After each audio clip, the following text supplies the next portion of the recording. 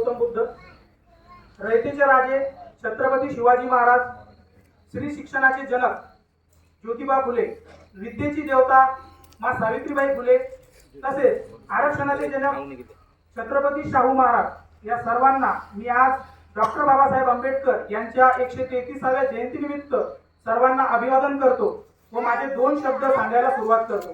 तसं बघायला गेलं तर सर्वांना बाबासाहेबांबद्दल बरंच काही माहिती आहे, त्यात नवीन सांगण्यासारखं काही नाही, परंतु मी एक छोटीशी गोष्ट सांगून माझ्या भाषणाची सुरुवात करतो।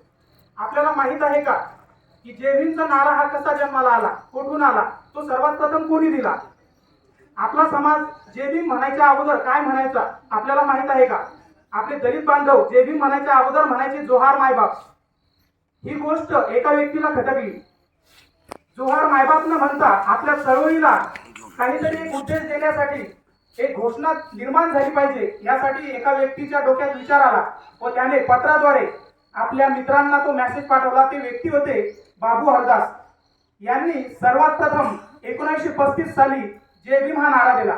त्यांनी पत्रामध्ये सांगितलं की एकाने जय भीम म्हणायचं आणि समोरच्याने बलभीम असं म्हणायचं, परंतु झालं असं काळानुरूप बलभीम हा मागे पडत गेला व जय भीम हे जय भीमला जय भीम प्रत्युत्तर हे पुढे चालत राहिलं। या प्रकारे जय भीमचा नारा हा आपल्या भारतामध्येच नव्हे तर संपूर्ण जगामध्ये रूढ झाला।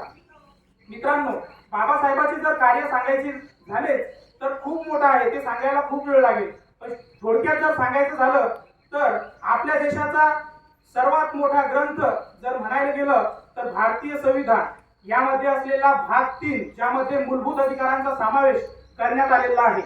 मित्रांनो, या मूलभूत अधिकारांमध्ये आपल्याला स्वधर्म स्वीकारण्याचा अधिकार असो, समानतेचा अधिकार असो, अस्पृश्यता बंदी असो किंवा संपत्तीचा अधिकार असो, या प्रकारचे सर्व अधिकार आपल्याला या संविधानामध्ये देण्यात आलेले आहेत।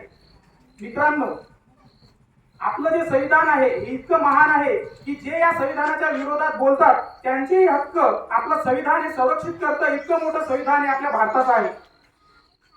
मित्रांनो,